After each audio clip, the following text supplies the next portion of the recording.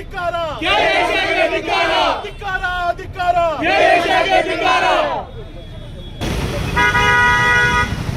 ನಮಸ್ಕಾರ ಸರ್. ನ್ಯಾಯ ಸಿಕ್ಕಿ ಅಂದ್ರೆ ನೀವು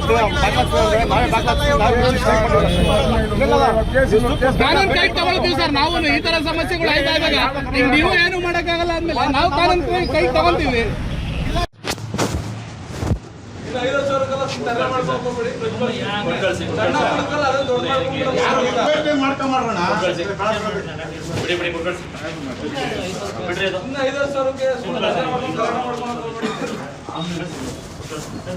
ಅವ್ರ ಗಾಡಿಯಲ್ಲಿ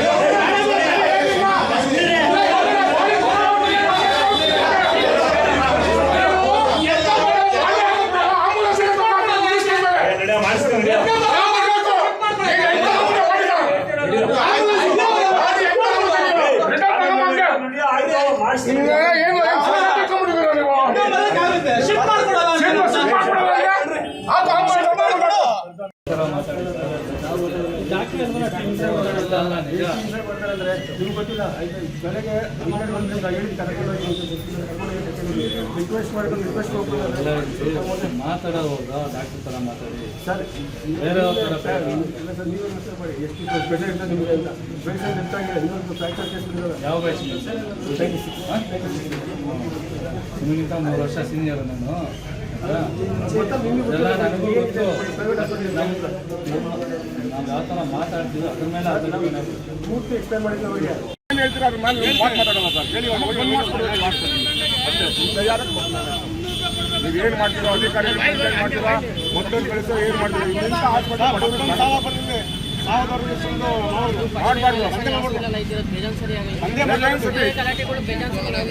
ದುಡ್ಡು ಬೇಡಿಕೆ ಇರ್ತಾರೆ ಸಾವ ಮಾಡಿಕೊಂಡು ಏನು ಹೇಳ್ತೀರಾ ಅದ್ರ ಮೇಲೆ ಮಾತಾಡೋಣ ಸರ್. ಹೇಳಿ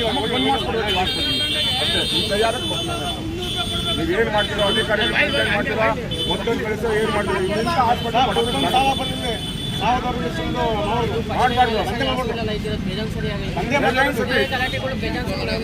ದುಡ್ಡು ಬೇಡಿಕೆ ಇರ್ತಾರೆ ಸಾವ ಮಾಡಿಕೊಂಡು ಆಮೇಲೆ ಊರು ಮುಂಚಾಗಿ ಇವ್ರದೇ ಆಂಬುಲೆನ್ಸ್ ಇರ್ತಾವೆ ರೋಡ್ಗಳಲ್ಲಿ. ಸೋಲೂರು ಮೇನ್ ರೋಡ್ಗಳಲ್ಲೆಲ್ಲ ಇವ್ರದೇ ಆಂಬುಲೆನ್ಸ್ ಇರ್ತವೆ ಸರ್. ಎಲ್ಲ ಕಡೆಯಿಂದ ಇವ್ರಿಗೆ ಬಂದರು ಮುಂಜಾನೆ ಡಿ.ಎಸ್. ಕೊಟ್ಬಿಟ್ರೆ 2 ಲಕ್ಷ ಕೊಟ್ಟಿದ್ದೀವಿ. ನಮಗೆ 2 ಲಕ್ಷ ಕೊಟ್ಟಿದ್ದೀವಿ ಫೈಲ್ ಮಾಡ್ರಿ ಅಂತ ಸರಿನಾ ಸರ್? ಇದು ಅಧಿಕಾರಿ ಮೇಲೆ ಕಂಪ್ಲೇಂಟ್ ಮಾಡೋದು ಸರಿನಾ? ಅವರು ಒಂದು ಬೋನ್ ಸರ್ ಇಟ್ಕೊಂಡು ನಾವು ಸರಿ ಸರ್ ನೋಡಿ ತಪ್ಪಿಸ್ತು ನೋಡಿ ಸರ್ ಮಾಡ್ತಾರೆ. ನಮ್ಮ ಮುಂದೆ ಕಳಿಸಿದ್ರು ನೋಡಿದ್ದಮ್ಮನ್ನ ನಾವು ಹೋಗ್ತಿದ್ದೀವಿ ಅಂತ ಹೋದ್ಮೇಲೆ ನಮ್ದೇನು ಲೆಕ್ಕ ಇಲ್ಲ. ನ್ಯಾಯ ಅಷ್ಟೇ ಬೇಕಾಗಿದ್ದು. ಯಾರು ಕೊಟ್ಟಿಲ್ಲ ಎಲ್ಲ ಅಪರಾಧ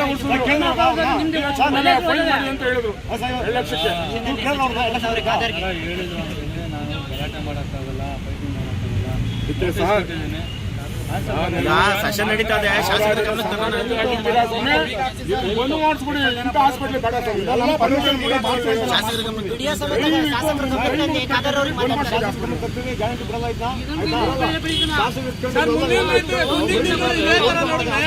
ಯಾವುದೇ ಕಾರಣಕ್ಕೂ ಸುಮ್ಮನೆ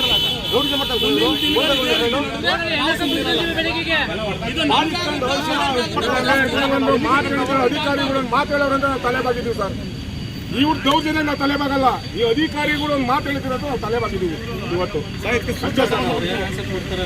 ಸರಿ ಸರ್ ಅಷ್ಟೇ ಒಂದು ಮಾಡಿಸ್ಬಿಡಿ ಅಷ್ಟೇ.